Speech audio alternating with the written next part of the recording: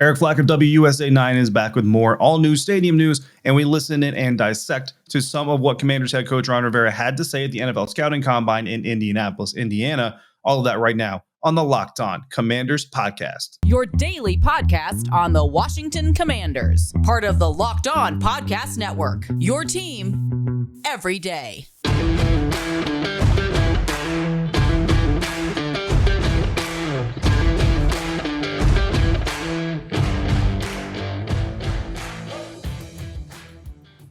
Welcome in, Commanders fans, to the Locked On Commanders podcast, part of the Locked On Podcast Network, your team every day. We are your daily podcast covering the Washington Commanders, free and available on all platforms, and we thank you for making us your first listen of the day. We thank you for making us your first view of the day. If you are tuning in over on YouTube, this will be our second episode up on the YouTube channel, second full episode up on the YouTube channel, so please go check it out over there if you're not already. I am David Harrison, covering the Commanders for Sports Illustrated's Fan Nation, and my co-host Chris Russell, not here for the show today, but the Rooster, one half of the Russell and Medhurst show on the Team 980. Find Chris and Pete there Monday through Friday, 3 to 7 p.m. Eastern or anytime, along with this show on the Odyssey app. When we're not here or there, we're on Twitter at dharrison82, at Russellmania621, and at LO Commanders. Once again, we thank you for making us your first listen or view every single day. Now let's get right to my interview with Eric Flack of WUSA 9 with some very important news. Murrow and Emmy winning chief investigative reporter at WUSA 9, Eric Flack, joining us again here today. Last time, Eric, you brought us some breaking news about 3 potential stadium locations in Virginia. First of all, Eric, I hope you've been well, and I'm sure that you've been a very busy person. And I know all Commanders fans are curious and wanting me to stop stalling because they want to know what you brought for us here today. Hey, David, good to be back with you. I got a question for you. Do you feel like going back to FedEx Field? I do not. Well, I got to tell you, there is a plan to take us back to FedEx Field. I'm calling it FedEx 2.0, but listen, this is part of as we uncovered, a well thought out, I guess, plan by Prince George's County in Maryland to keep the Washington Commanders in Prince George's County and in Maryland. So let me get right to the details. The concept would not be, and I said would not be, to just give the current FedEx Field a facelift. The concept is to build a brand new stadium, but put it closer to Morgan Boulevard Metro Station. I got another question for you, David. Do you know what Morgan Boulevard Metro Station is? I honestly do not. No, I'm not as familiar with that area as I should be. If you are one of the tens of people who has ever tried to take Metro to a Washington football team Commanders game, you will know that the closest Metro station is Morgan Boulevard Metro Station. It is, unfortunately, about a full mile from the front door of FedEx Field, and you make that walk down that Garrett Morgan Boulevard, that very narrow sidewalk along a very busy street, not a pleasant walk at all. And one of the reasons that FedEx Field, one of the many reasons FedEx Field is so maligned is its lack of access to public transportation. So now, Prince George's County on the down low has been working with Maryland and the Washington Commanders to develop a potential stadium site in Prince George's County. Here are the two kind of interesting parts about it. One, it would be very close to the old FedEx Field, right in the same general area, adjacent to the same property line that FedEx Field is on right now. Here's the good news.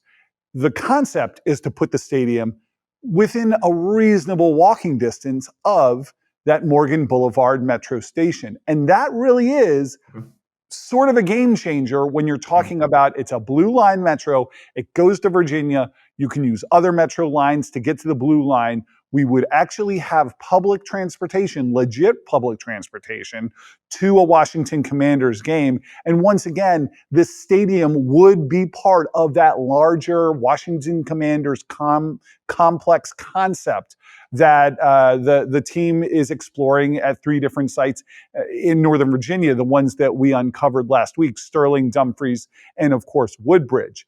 The thing that the Commanders are really, I think, proud about this potential site is that it fits into a larger economic development plan for Prince George's County. It's called the Blue Line Corridor Redevelopment Plan. And regardless of a stadium, Prince George's County out there, County Executive Angela Also Brooks, has been working really hard to redevelop and reimagine economically that blue line corridor that kind of goes right through the heart of the county. It has a stop there at Morgan Boulevard. It goes all the way to Largo Town Center.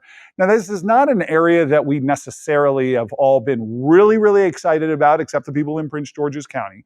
The concept, though, is to change that. And they want to start attracting businesses, nightlife, entertainment, retail out to that area, not just for the people of Prince George's County, but really to make it a regional destination. The Washington Commanders and President Jason Wright have consistently said that they want this new stadium complex to fit into a larger vision in whatever community they end up choosing. They want to be part of something bigger and help that something bigger succeed. So we still don't know if this is going to be the site. This is certainly Maryland's foray and their entry into this contest. But it is very clear, based on the past comments of Washington Commanders President Jason Wright, that this would fit that mold, being part of that larger economic development concept for a community.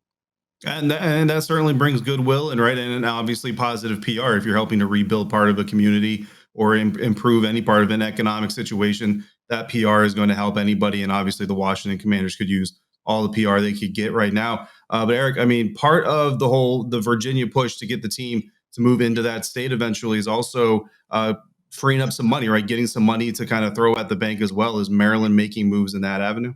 Yeah, they are making some moves. I don't know that they are as bold as what Virginia is offering. Right now, Virginia is putting together a package in the legislature to finance $1 billion in bonds. That's $1 billion with a B, to help owner Dan Snyder pay for a new stadium in Northern Virginia. Those bonds would be paid back by future tax revenue that presumably comes in from that stadium, and then the state repays their $1 billion basically loan to Dan Snyder to build a stadium there. Maryland's got a different concept. Governor Larry Hogan is actually has a plan already in the works to finance $1.2 billion in Maryland for renovations and a rehab of two very successful sport complexes, Oriole Park at Camden Yards and M&T Bank Stadium, home to the Ravens. Right. So Hogan was already working on this bigger plan to kind of take these jewels and shine them up a little bit. What they are working on now is possibly expanding that plan that they have in Maryland to include a new Washington Commanders stadium in Prince George's County. Prince George's County itself has a little bit of money, relatively speaking, $16 million that they have set aside for an amphitheater that's part of this blue line corridor redevelopment that Prince George's County says they are going to do with or without a stadium. You may recall that the plans in Northern Virginia for that Washington Commanders mini-city complex is not just a stadium, it's hotel, it's retail, and there is, in fact, plans for an amphitheater. So again, that makes sense over on the Prince George's County side. When you're talking about total dollar figures, how much Maryland is going to pony up compared to what Virginia has already gone on the record and say they will pony up, I think that part is a little bit more unclear at this point. Okay, and just to be completely clear, like by packaging a new Washington Commanders stadium in with their current plans for Oriole Park and M&T Bank, we're not possibly looking at some sort of Ravens Washington Commanders shared home field situation, are we? Absolutely not. Absolutely not. These are different projects, and what Maryland is saying and what Prince George's County is saying is that we are into sports. We are into nice stadiums. We are into investing into nice stadiums as economic drivers for our community. Baltimore's deal is Baltimore's deal. The Ravens deal is the Ravens deal. The Orioles Park at Camden Yards, that's a separate deal. This would be set apart from that, but the concept is rolled into the same overall money grab, if you would, in Maryland as Governor Hogan tries to figure out a way to compete with the Virginias of the world to make sure the Commanders stay there. Because one thing I did learn is that there is growing concern from local state delegates there in Prince George's County about what would happen to homeowners if, in fact, FedEx Field eventually becomes obsolete in 2027 and there's nothing to replace it. It never took off economically like people hoped back in the day. And then you take what little FedEx Field offers that area right now, and the neighbors left behind would certainly be in a financial bind. Absolutely. And I think that's where these other businesses kind of come into the fold as well, and the complex or the mini Commander City as we talk about it. Now, we know Virginia has this massive view of, hotels and nightlife and all those things. Is Maryland going to match that type of Commander City mantra, or is it going to be smaller? And if it's smaller, is it significant enough that could actually potentially sway a decision? So that's a great question. The difference between what we uncovered in Virginia and Maryland, and quite honestly, I think the difference between where Virginia is and where Prince George's County and Maryland is that in Virginia, they got the plans, they got the blueprints, they have names of national companies, which I've been asked not to repeat here, where they even believe that they're going to eventually attract them into this Washington Commanders mini city. I mean, big retail names for those locations in Northern Virginia. I do get the sense that in Prince George's County, we're still a little bit more in the conceptual phase. They have a spot. It would be, if you've been out there, and some of your listeners have, if you've ever come in on Central Avenue to take a left or a right onto Garrett Morgan Boulevard to get down to the stadium, the new stadium would kind of be south or above that Morgan Boulevard metro station, which again, if you look at a map, would it could only kind of be across Central Boulevard. Beyond that, there aren't a lot of specifics, but Prince George's County would tell you, look, we're already planning the development. That's what the Blue Line Corridor redevelopment project is. We already want to build this entire area up. We want it to be hopping from Morgan Boulevard all the way up to Largo Town Center. This is going to be our own mini nightlife area. So, I think the idea is more of a concept in Maryland and Prince George's County, but they would probably argue that they are already down the road in the concept of how to build out that retail piece of that complex that is already so well developed in those Northern Virginia locations. Right. And then, I almost wonder, honestly, Eric, I wonder if maybe Virginia threw all their cards on the table a little too fast, stood up, backed away from the table, and then the folks there in Maryland weren't done constructing their hand. Do you feel like maybe Virginia's got an ace up their sleeve in case Maryland decides to up the ante a little bit, or do you think we've kind of seen the best of what Virginia has to offer? Here's a story I can share with you, David. At one point, I talked to somebody from Prince George's County, and this was a couple weeks ago, asking them what their plan is, because Virginia had this huge plan, and they were talking about it. They were putting their cards on the table. Somebody said, Eric, just because we don't get in front of microphones and television cameras and talk about our plan doesn't mean that we don't have a plan. And I think what we found out and uncovered it in this recent report is that they actually have been working on a plan for some time. Does Virginia have a card up its sleeve? You can never say never. Right. I got to tell you, from everything we learned last week, and again, I saw the plans. I wasn't allowed to show the plans. They're pretty detailed plans. You could always change from here and there, but the bond package is nearing passage on both sides of the House and Senate in Richmond, there at the Virginia legislature. They're pretty far down the field as far as trying to change anything up to sweeten the deal. And again, I'm not even sure that it already seems pretty sweet compared to what Maryland is trying to offer. Yeah, ultimately, sure. This really may come down to an issue of, if money is there on both sides, is that economic partnership that the Washington Commanders could build with Prince George's County. And as you mentioned at the top, the public relations win that would come with that, does that end up tipping the scales towards staying right there in Landover, Maryland? Yeah, I mean, look, it's March, so it seems like we've got a stadium tournament going on, a little bit of March Madness here, Washington Commanders style, and I think their Cinderella just entered the scene. We'll have to see how far they can take it. Eric, well, apparently Washington D.C. did not make the tournament because I was actually just going to ask: is DC putting in a bid? Has the clock struck midnight? Are they getting in the tournament, or what's going on there? You know, there's a lot of words coming out of DC and not a lot of detail. Now, I thought there wasn't a lot of detail coming out of Maryland, and then we found out some details. Yeah. We are going to continue to press and push and see if there's more to this DC concept than just words and nice, generic sound bites. But again, there are many complicating factors with that RFK site. The federal involvement, the fact that the land is federally owned, a lot of hoops to jump through. And then you've got a city council and a mayor who is already saying, we're not going to write a huge check. Right. And you're surrounded on either side by people who are throwing down their credit card trying to pick up the check.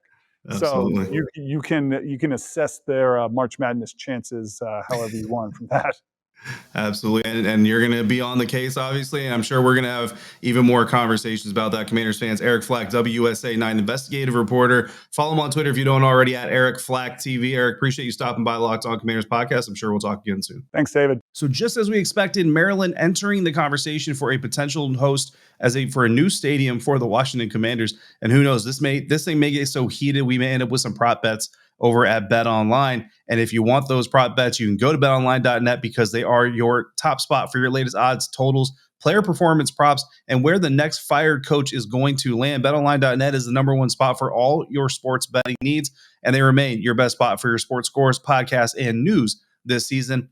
And they don't just have basketball, which is in full season. At betonline.net, you've got basketball, hockey, boxing, UFC, and so much more. So head to the website today or use your mobile device to learn more about the trends and the action. BetOnline, where the game starts. Thanks again, Washington Commanders fans, for making us your first listen of the day. David Harrison coming here at Locked On Commanders podcast, coming solo on this episode on Twitter at dharrison82, the show at LO Commanders, and you can find Chris at WrestleMania621. It's NFL Scouting Combine week, and all of the minds and powers that be in the NFL are in Indianapolis, Indiana, to interview, test, and study some of these NFL draft prospects, but they're also out there wheeling and dealing. And part of the week's festivities, usually, unless you're the New Orleans Saints, whose head coach, for whatever reason, never talks to the media at the Scouting Combine, is talking with the media. And head coach of your Commanders, Ron Rivera, did just that. So here we're going to listen to some of what Ron Rivera had to say, beginning with what makes the Scouting Combine so important and why this is where NFL scouting reports and decisions start to skew the most away from what the media and the fans tend to think. Because the thing about it, too, is you get to see the whole body language. You ask a specific question, you put a specific thing up on the board, and they get a chance to look at it and digest it, and you just watch them and study them. I mean, it's so much better that, than when all you see is just that little square. I mean, you're seeing the whole reaction, everything from the face to the body, to the way they sit in their chair, the way they straighten up, and if the questions get hard, you can see their reaction, and that's really the thing that I think we missed last year, about a lot of these guys. So now this is a chance, I think, to get the true reaction, which has been good. All right, so that was Ron Rivera on why the combine, or where the combine separates NFL scouting from what I call media evaluation. We all like to kind of consider ourselves little mini scouts, right? But I don't consider myself any type of scout, media scout, amateur scout, nothing, because scouts have a very difficult job and it requires a lot of time on the road, a lot of studying that we simply just don't do on this side of things. So I call it a media evaluation, right? And up to right now, we've all kind of had access to the same information within reason. I mean, we don't have access to all the head coaches. We don't have access to all the college teammates and all that stuff, but we have ways of getting information the NFL teams have. We can see the same games that the NFL teams can see, and we can see the Senior Bowl, we can see the Shrine Bowl, the NFLPA Collegiate Bowl, all of these things, right? But when they come to the scouting combine, these players have informal and they have formal meetings with the NFL head coaches and the general managers making these decisions. And that is really where they start to get information that we're just not going to get. And that's what Coach Rivera was kind of touching on there, the leadership aspect, the mental acuity, the agility, how they carry themselves, the body language in the conversation in a high pressure situation. That's not all that went down at the NFL Scouting Combine so far this week. We're going to get into a little bit more of what Ron Rivera had to say, and we're going to get into all that right here on the Locked On Commanders podcast. Last segment here at the Locked On Commanders podcast, David Harrison going solo on this episode on Twitter at dharrison82. My co-host Chris Russell, you can find him on Twitter as well at RussellMania621. Find the show at LO Commanders. Find Chris on the Team 980 Monday through Friday, 3 to 7 p.m. Eastern Time, or anytime on the Odyssey app, and find my work covering your Washington Commanders for SI.com's Fan Nation. Some other interesting things coming out of the Ron Rivera presser. Ron Rivera also talked about this year's quarterback class. And we got to talk about quarterbacks. We've spent a lot of time already on the quarterback class and had an opportunity to watch them. There's several quality guys, several standouts guys that, we're going to spend even more time. Yesterday was our first opportunity. We got a chance to interview a number of them. We'll continue the interview process. We'll start looking to figure out which guys are we going to do privates with, which ones we're going to bring in, which ones we're going to attend. It's a different type of group because you've got everything from pure passers, to guys that have pure athleticism. And so you've got to really look at that. You got to look at how it's going to fit the type of players you have. Ideally, you can find a guy that can do both. Hey, then you're very fortunate. But again, we're picking at number 11, and I promise you these are all things that we're looking at. All right, Ron Rivera talking about the quarterback class, and look, solid talent in the class. I think that's that you can say that about this class. I think the funny thing about this quarterback class is you've got about like 5 or 6 quarterbacks. I think kind of depending on who you are and the evaluation you put on them and all that you could reasonably consider will probably start in the NFL at some time. I mean, just off the top of your head, like Malik Willis is a guy that you can kind of foresee doing that. Kenny Pickett, Sam Howell, Matt Corral. You've got Carson Strong out there. Bailey Zappi, maybe, he's got some fans as well. You've got a nice crop of quarterbacks that are potentially going to be starters. The real question in this class is, are there any quarterbacks that are going to be your next franchise leader, your Aaron Rodgers of the world? Of course, Tom Brady's name is always going to come out there, but Patrick Mahomes, those types of guys, is there one of those quarterbacks? And I think by and large, you can find a few supporters for every single guy. But by and large, the general consensus in this group is there's just not anybody that's just that incredible. And I think Kenny Pickett probably still sits as the most pro-ready quarterback in this NFL draft class, while Malik Willis seems to have the highest upside. If you can tap into all the athleticism, the arm strength, the arm talent, and the acuity, and you really develop into a full NFL quarterback, you really have something special potentially with Malik Willis. But how long is it going to take? 1 year, 2 years? How much time do you have if you're talking about a general manager or head coach bringing him onto your roster? You may not have 3 seasons to let Malik Willis really kind of grow into his NFL shoes. You may only have 1. I mean, you may end up in a situation, you look at a team like the Atlanta Falcons at number 8, could they afford to spend a draft pick on a future quarterback while Matt Ryan is still sitting there? You kind of hate to see teams do that because it's kind of saying to the current squad, like, hey, you're not as important as our future squad. But if you have Malik Willis and you have Matt Ryan, you could kind of see a team like that do that. But what if Matt Ryan gets hurt in week 4 or week 5 or week 1, the first quarter of the season? Can you afford to roll Malik Willis out there? Those are kind of questions that these NFL teams are going to have to ask themselves as they look towards who to potentially pick. And then you look at the shift in the game. Mobile quarterbacks are becoming more and more of a trend, and offenses and defenses are starting to shape themselves more and more for that. And it's almost starting to get to the point where if you don't have one of those mobile quarterbacks, you might start getting left behind in the NFL game. And speaking of quarterbacks, always important to have a franchise quarterback. Everybody's looking for their next franchise leader for the next 10, 15 years. Ron Rivera talked about their search as well at the NFL Scouting Combine. It's very challenging. I was very fortunate in Carolina. We found our franchise quarterback right away. We drafted him. He was a big part of what we did, got us to a Super Bowl. Had a terrific career, and unfortunately got a little derailed with the injuries that, his last 2 years with us. But, when you get that guy, it makes things a lot easier. Not having that guy has really put the onus on us. Last year, some things happened. We were trying to get into that, and we lost out to the Rams.